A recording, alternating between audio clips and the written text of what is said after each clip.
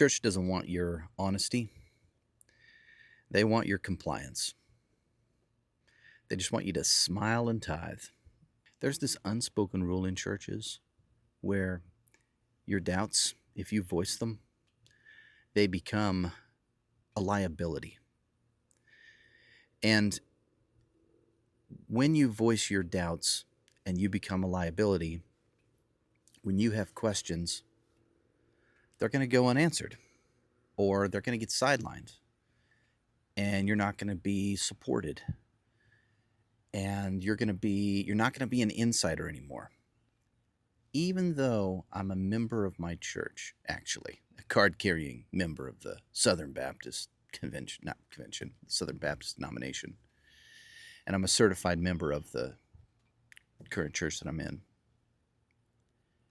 me voicing these doubts in the corporate infrastructure, the corporatism, that really is the dominant factor in what they do day to day. Me expressing these doubts makes me a liability to them. And it would not surprise me at all if they rescinded my membership or I got some letter in the mail from the attorney. But I'm definitely not an insider, and I'm okay with that. I mean, I've lived my entire life not being an insider. I'm okay with that. I mean, I'm homeschooled out in the middle of nowhere. So I'm used to not being an insider. But why? Why, when you question the structure and you question the authenticity of a church, why does that become a liability to them? Well, I'll tell you, but first, my name's Nick. I'm a Christian dad, approaching 50, probably in the middle of a midlife crisis, and I'm burnt out on church especially. And I'm just trying to have the honesty enough to say the quiet things out loud, because there are many other Christian men and women who see things and wonder, is this really what this is supposed to be?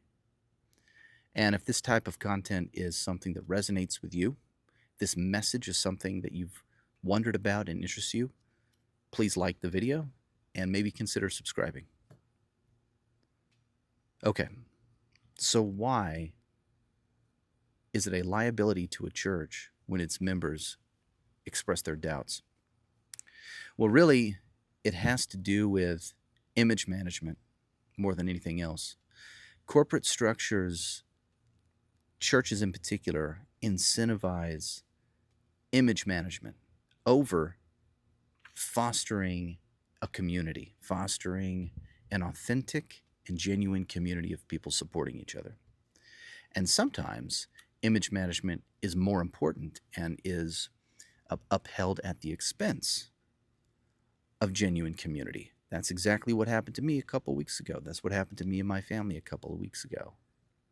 When the image management of the youth pastor leaving, not being able to say goodbye, and us not being told anything other than it's mutual, and not being responded to for a request to talk to the pastors to see what's going on, for those relationships to just be discarded like trash, disposable relationships that this youth pastor had built with my kids, who were hurt deeply when they found out suddenly that this person no longer exists in their life. For the church to just operate like that. And for me to make a video about how angry I am because I don't know what else to do because the pastors won't meet with us to talk with us about anything. The youth pastor who left is silent. I don't think he legally can have any conversations. And don't you see the legality around that, and the corporate maneuvering, the legal entity and its liabilities and its image management? That's the problem. That's a problem. That's a real problem. And because of that image management, when people go to church and they put on their church face, nobody's really supporting each other at church. On Sunday morning, nobody's supporting each other. To prove that,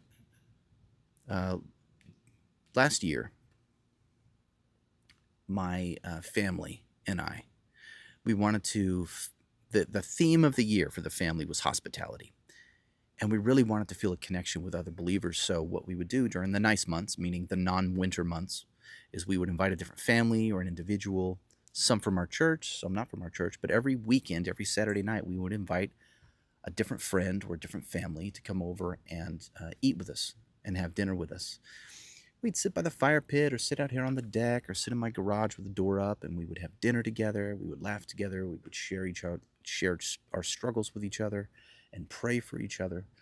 And we had genuine connections with other believers. And it was wonderful. It was wonderful. But what was interesting is that while we did that on Saturday night consistently, the next morning we'd go to church. And when we went to church and saw those same people who are in our homes fellowshipping with us the night before, it was still this, it was like the closeness we had just developed was not there on Sunday morning in the church setting. It was as if it had never happened. It was still plastic smiles and, hey, how are you? It's good to see you. Hey, and then leave. There were no deep conversations, no sharing of needs. Everyone was too busy getting from one thing to the next, going to one volunteer role, then going to Sunday school, then, oh, we got to get in the sanctuary for worship. It was fake. It was phony. And I realized that going to church on Sunday morning for most Christian men is pageantry. It's a charade. Pageantry is going through the motions for the sake of the ceremony. It is living a lie for most men. Let me tell you what I mean by that. What does it cost a Christian man to keep performing this fake, everything is fine charade on Sunday mornings, knowing that there's something off, there's something wrong, and we're just going through the motions? And you know there's more, and there's supposed to be more, and it's supposed to mean more, and it doesn't. It doesn't align with Scripture. And a man knows it's fake. What does it cost a man every Sunday to keep doing? What does that do to his soul? Well, I think this is why so many Christian men are checking out. They're checking out of church. What they're doing is the church equivalent of quiet quitting. Quiet quitting in the corporate world is where you get burnt out with your job, and so you do just enough not to get fired, and when the whistle blows, you turn off and go home and don't think about it. You never go the extra mile. You're just using that job as a source of income and nothing more, and you're treating it as such. There's no meaning in it other than a paycheck. Because you've quietly quit inside, in your spirit, in your heart. You've kind of died inside to it a little bit, and so you're quietly quitting. You're still working, you're still getting paid, but you kind of quit caring. And what men are doing right now, myself especially, we're quiet quitting church. Not the church, capital C church. We're quiet quitting what C.S. Lewis called churchianity. We're quiet quitting the pageantry of Sunday morning, the meaninglessness of it.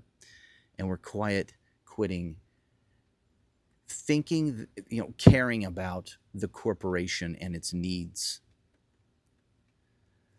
So that's the big idea of this video.